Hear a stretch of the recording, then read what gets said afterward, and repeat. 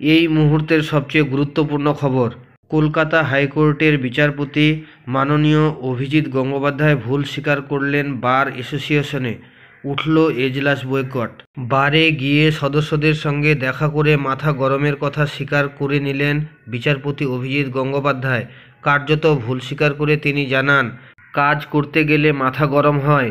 এরপর বারের public address সিস্টেমে বিচারপতি রাগ অভিমান ভুলে আইনজীবীদের কাজে ফেরার ডাক দিতেই উঠে গেল এজলাস বয়কট।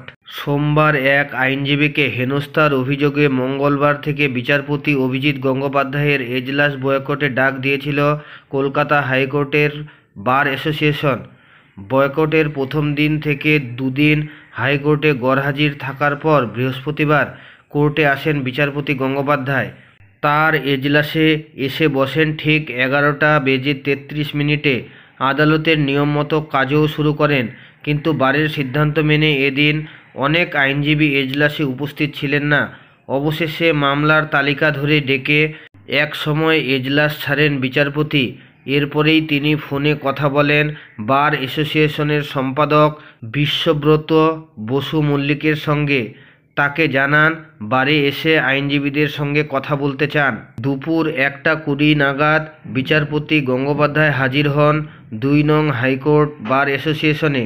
কথা বলেন উপস্থিত থাকা বারের সদস্যদের সঙ্গে। সেখানে হাজির ছিলেন আইনজীবী প্রসেনজিৎ মুখোপাধ্যায়ও। সোমবার মাদ্রাসা শিক্ষা কমিশনের একটি মামলায় বিচারপতি গঙ্গোপাধ্যায় কোর্টের পোশাক খুলিয়ে প্রসেনজিৎকে গ্রেপ্তারের নির্দেশ দিয়েছিলেন। পরে প্রধান বিচারপতির হস্তক্ষেপে ডিভিশন বেঞ্চে বিচারপতি গঙ্গোপাধ্যায়ের নির্দেশ খারিজ করে। এরপরই বিচারপতি গঙ্গোপাধ্যায়কে ক্ষমা চাইতে হবে, এই দাবিতে এজলাস বয়কট শুরু করেছিল বার অ্যাসোসিয়েশন। বৃহস্পতিবার বারে আইনজীবীদের উদ্দেশ্যে বিচারপতি গঙ্গোপাধ্যায় বলেন, রাগ অভিমান করে থাকবেন না, কাজে ফিরুন। কাজ করতে গেলে মাথা গরম হয়, ওটা নিয়েই চলতে হবে। নতুন বছর আসছে, পুরনো কথা ভুলে নতুন করে এগিয়ে যেতে হবে। আরও বলেন, আইনজীবী প্রসেনজিৎকে খুব ভালোবাসি, ও আমায় খুবই ভালোবাসে, তাই হেসে ফেলেছিল। নতুন বছরের মান অভিমান ভুলে আমরা এগিয়ে যাই সকলের মঙ্গল কামনা করে। এরপরই সিদ্ধান্ত বদল করেন আইনজীবীরা। তাই মাননীয় বিচারপতির এজলাস দুদিন বন্ধ থাকলেও আজ থেকে শুরু হচ্ছে আবার নতুন করে। এই ধরনের খবরগুলি পেতে চ্যানেলটি অবশ্যই সাবস্ক্রাইব করুন।